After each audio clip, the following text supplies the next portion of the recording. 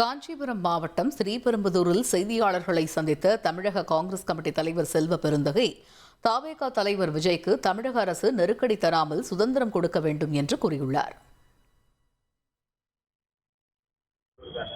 எங்க ஒன்னாலும் போட்டோம், அவரு ஒரு அரசியல் கட்சி, அவருடைய பரப்புரையை மேற்கொள்றாரு. இதுல என்ன சொல்றது? இந்த தேசத்துல ஜனநாயக நாட்டுல யார் வேண்டுமானாலும் கட்சி ஆரம்பிக்கலாம், யார் வேண்டுமானாலும் தேர்தலில் போட்டியிடலாம், யார் வேண்டுமானாலும் பரப்புரை செய்யலாம்.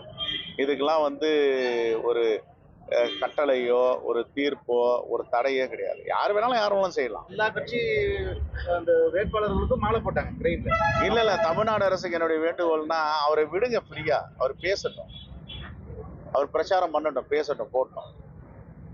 என்ன சொல்ல போனா எல்லாருக்கும் கூட தடை வைங்க, அது தடை விதிக்காதீங்க. அவர் எங்க எவ்வளவு பேசுறாரோ பேசட்டும். இன்னும் ஒரு ரிசல்ட் வரல பார்ப்போம். எங்ககிட்ட விமர்சிக்கிறதுக்கு என்ன இருக்கு? நாங்க தமிழ்நாட்டிலையும் ஆளுங்கட்சி இல்லை, ஒன்றியத்திலும் ஆளுங்கட்சி இல்லை.